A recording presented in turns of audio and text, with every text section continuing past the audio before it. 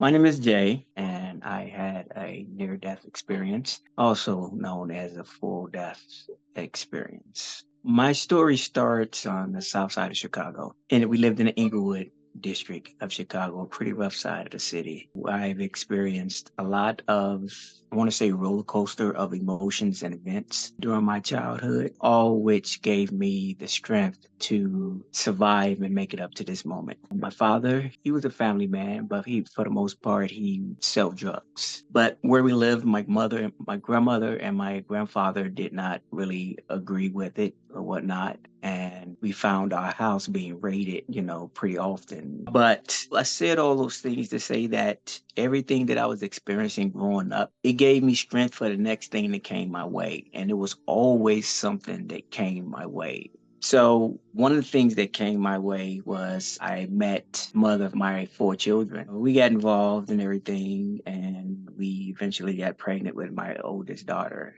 One day we were just sitting on the block, just hanging out and everything. And guys in the neighborhood were selling drugs, and we would chase them off because we had children running around. We would chase them off and everything.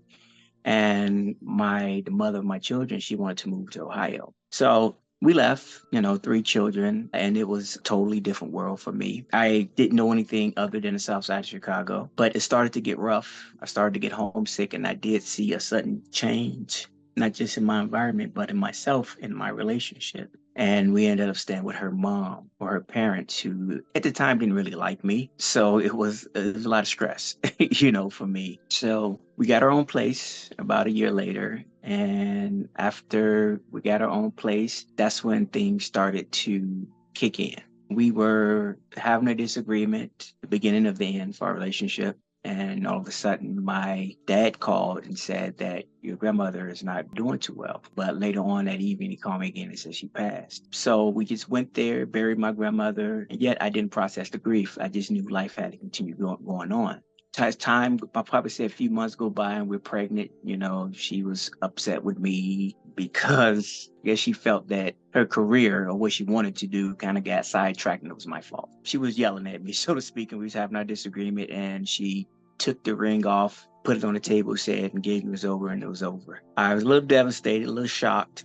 I'm still kind of numb because of my grandmother passed the prior year. Now my relationship is over. Now my cousin passed. So while we were getting adjusted and everything, still no room for grief. I had to hustle and bustle, get a gig, take care of my family and everything. I started back working for Coca-Cola. And I want to say in 2005, we had to do a checkup for a job. I went to do a checkup, and the doctor said that I had lupus. They told me it can be fatal, but I didn't have time to put a lot of energy to it, again, because I was pumping, still just going with the flow, like on autopilot. Just kept working. And then all of a sudden we had one said death in the family. A couple years later, found out that I had severe depression and anxiety. And then fast forward, as we're going through all these issues with the mother of my children, we broke up by that time. I started having custodial issues going back and forth to court, putting more pressure on me. And like I said, there was no room for grief because I was going through so much. I just had to keep it going for my kids. And it seemed like every year there was a death in the family. My great grandmother, my great uncle, my cousin, another cousin. It just felt like it wouldn't stop. And all I can do is just keep going. About a couple of years later,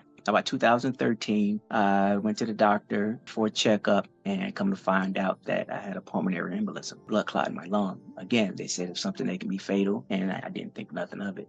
So I just did what I was supposed to do, took the medicine. At the same time, I was into herbals and everything, so I would take that every now and then, and it was my meditation, and those were the things that kept me going. After I got my diagnosis, I found myself sometimes getting sick at work and throughout my day. I was having anxiety attacks every day. I would do my checkups, because of the lupus and the pulmonary embolism. And next thing you know, one pulmonary embolism turned to two. So late 2015, early 2016, I was going to the doctor for another checkup. I was having chest pains, and they said that I had angina. I had angina, which is, I guess, the weakness of the heart muscle.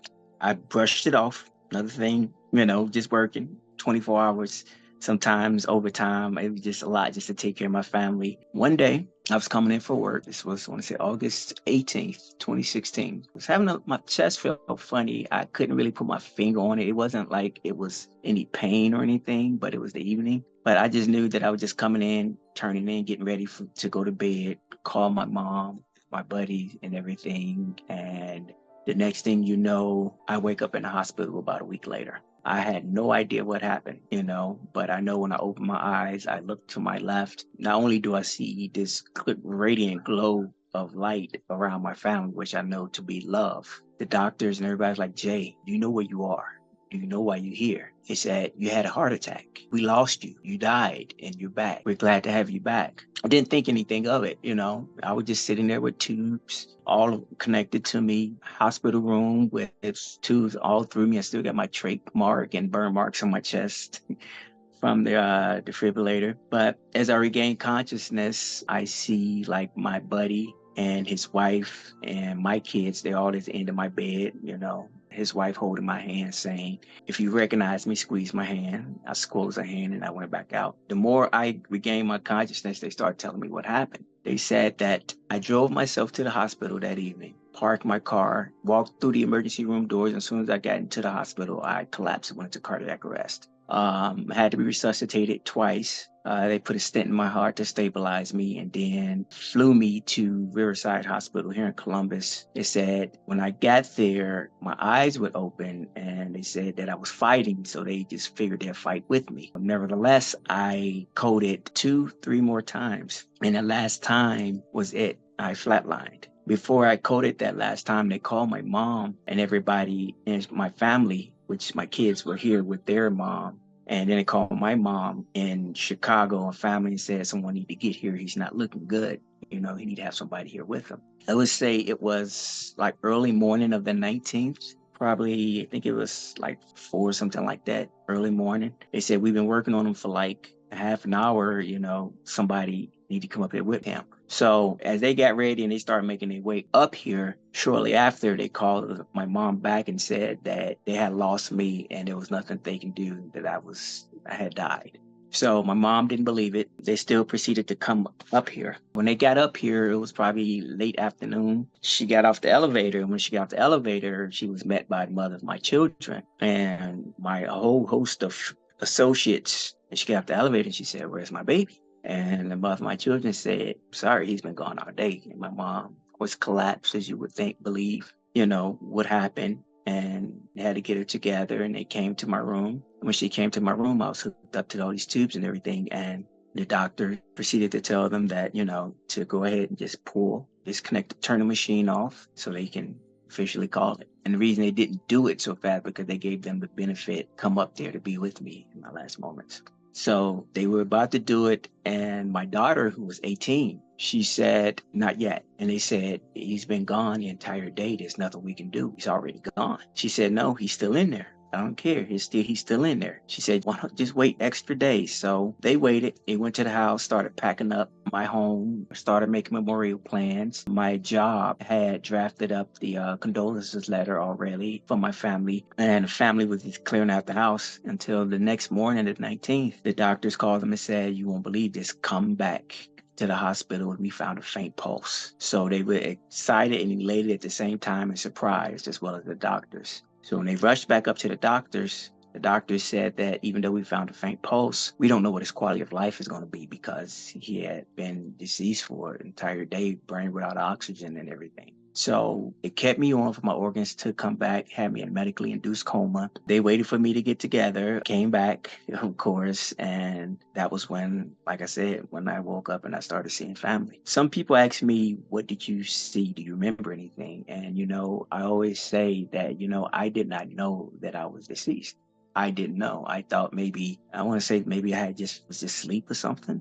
I had no idea. But while I was out, I remember going down this tunnel, and this tunnel was like amber, and it was like, circular all around like a tunnel. And there were people reaching up and reaching around, and I wasn't afraid or scared or anything, but they were just reaching up or reaching out to me And I just noticed it and witnessed it and just kept going. By the time I got to the end of the tunnel, I found myself floating down the highway, and it was gloomy and misty and like dark outside. And it's just so ironic that it was like that because when it happened, it was dark outside. So I was floating down the highway. I passed a couple of landmarks here in Columbus. And then it was like almost all of a sudden, it was just like instant. I was up in space. Nobody, no fear, no anger, no doubt, no worry, no emotions. I just existed.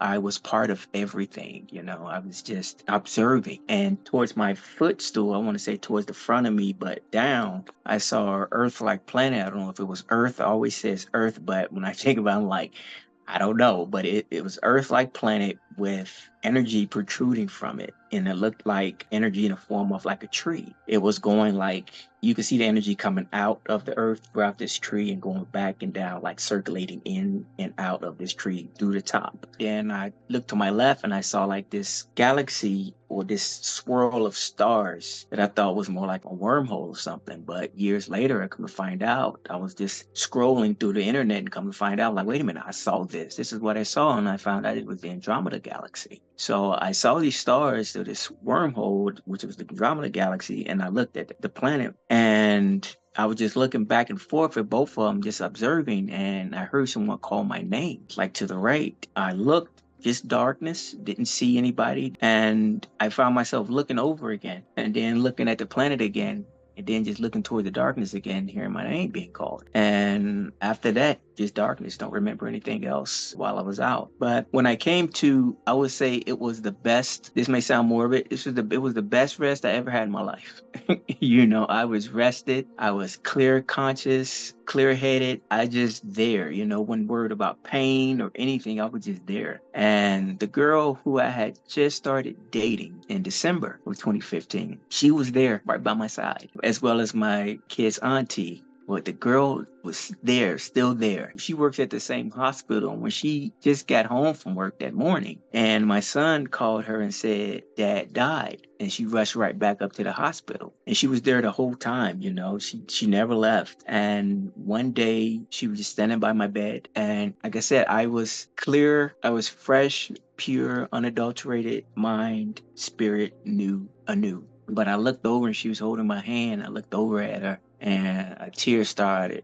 coming down my eye. And I looked back in front of me. And then I looked back up at her. And then I moved my mouth, even though I couldn't talk because of the trach and everything. And I asked her, will she marry me? She said yes. She cried. But she said yes. So I was engaged in the hospital, halfway incapacitated. But as I'm going, and I actually had to relearn how to walk. I had to relearn how to talk. I had to relearn how to write certain cognitive skills. I had to relearn a whole bunch of things. I did my therapy, started off with just sliding, the steps. Afterwards, I got out the hospital probably a month and a half, 2 months later. And when I got out the hospital, it was like looking at the sky and I looking at everything like I had seen everything for the first time. Nothing looked familiar. It was like a newborn baby. I was new to everything, every emotion, every physical thing. I was new. I also found out that the hard way that my life didn't just restart over spiritually, emotionally, mentally. I had to start over. I had to relearn how to drive. I had to get used to not using my left side of my body towards my knee all the way down. Still have my lupus. It didn't go anywhere. I still have my asthma and my allergies. But I keep pushing, and I stay optimistic for my future, regardless of everything that I've been through